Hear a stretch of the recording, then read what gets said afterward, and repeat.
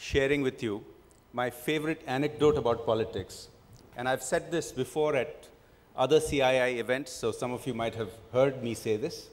If so, I request you to bear with me. A couple of years ago, my young niece, who must have been 12 at that time, had to do a school assignment. And she came up to me and said she has to write an essay on politics, and would I please help her with it? And I made the cardinal mistake of telling her to go look it up on the internet.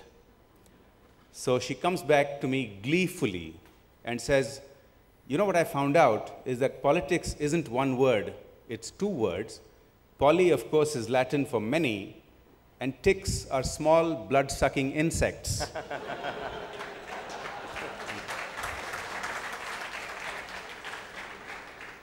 Now that's, I think, pretty closely mirrors the general impression that people have about politics. And we just heard our MC sort of touch upon similar vein of thought. And unfortunately, some of that is justified. But it's not limited to politics in India. It's not limited to our democracy.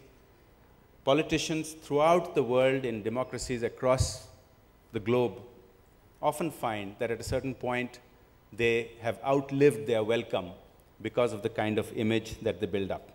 Well, time is short. We have been asked to keep it very brief.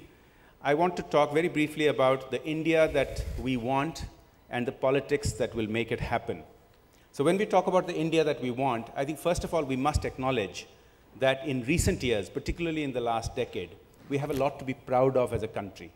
The way we are viewed by the rest of the world, and indeed the way we view ourselves as a country, has changed dramatically.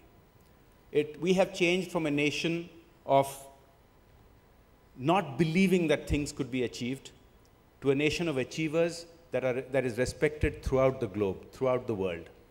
Now, this is just not my opinion. If you look at global surveys, one of the most respected survey organizations is something called the Pew organization. And for decades, it runs a survey where it asks people, citizens in different countries, how optimistic they are about their children's future.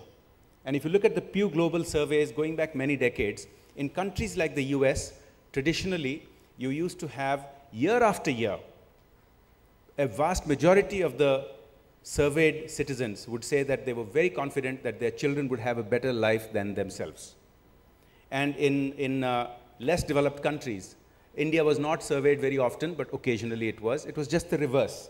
People felt that we didn't have such a great future. In recent years, this has been flipped. You go back to the developed economies, Europe and the US, and these very same Pew surveys today show people saying that they are not so sure that their children will do as well as they're doing.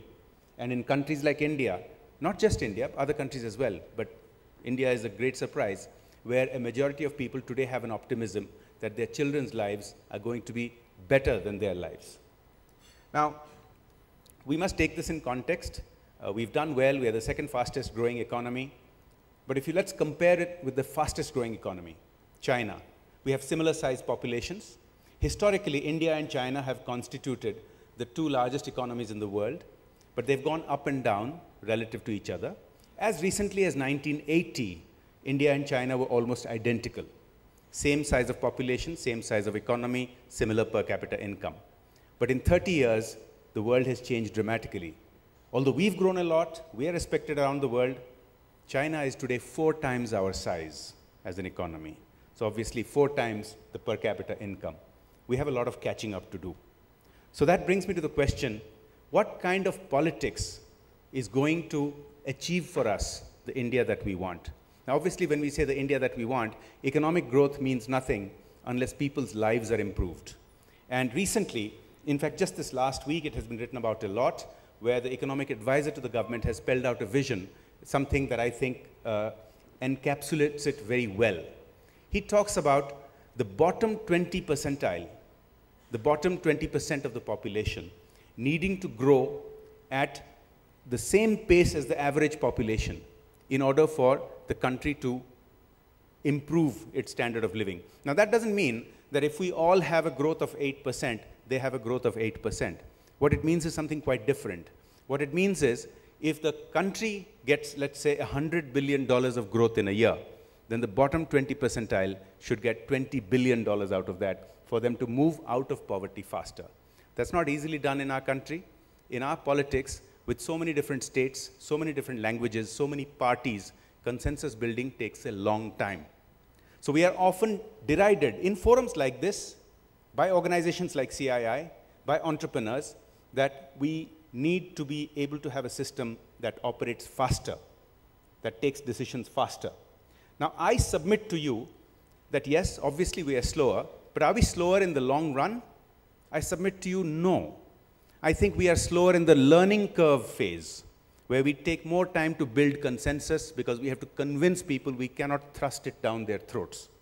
But once we are past the learning curve, as we have shown, we have gone up dramatically in our growth rates, and we are second just to China. I believe in the long run, our way of growth will be as good as, if not better, than more autocratic societies. I'll come to the last part of my presentation here, and I would like to discuss more in the interactive part. We also have a lot of criticism about things like coalition governments. The fact is, we have done better as a country, better as an economy in these fractious coalition governments than we ever did when we had single-party rule. And I think the reason for that is that there is more internal democracy in coalitions than there ever was in single-party rule. Democracy just doesn't mean people having a vote. Democracy means that their representatives whom they voted for actually voicing their opinions and standing up for them in parliament. And I think although these coalition processes means more time in building consensus, in generating decisions, I think we've seen an India that has grown better than it has earlier. Now, in coming to the end, I would just like to end on a note of optimism. When we think of politics in India, we think of the worst. And indeed, there are many reasons to look at the worst because there are so many examples. Now, what Srinivasan was talking about money, power in politics, I have a different view. Now, I think we should distinguish about politicians who get into politics and make money from politics. And I think that's what he was referring to. But I don't believe it is so easy that money overcomes all other factors in politics. There are many other factors. There are caste, there are regional issues. But on all of these issues, I prefer to see, I think there is an optimistic future. I'm a first-generation politician. I chose to get into it because I was sick and tired of complaining. And my friends told me to either shut up or to do something about it. Now, in my view, caste continues to be a very influential part of Indian politics, but I believe that the peak of caste politics was about 10 years or 15 years ago. If you look at the parties that avowedly are caste-based, in the last decade, they have all tried to broad-base themselves. They've tried to extend their appeal beyond their original regions and beyond their original vote bank. And I think while caste had an appeal where it got a certain vote bank sort of locked in to a certain party, it has plateaued after a certain point, and that is why you see these expansion alternatives taking place. I want to end by giving you examples of my home state, Odisha, and a neighboring state, Bihar. Both of these states have traditionally been considered as the dregs of the country, always at the bottom of the heap. But now for 5 years, and in our case, nearly 10 years, these two states have been growing at faster than the national average. I think that's hope. It's hope that we are beating the political bottlenecks of caste, of regional disparities, and I look forward to a situation where in our lifetimes we can see the India that we want. Thank you.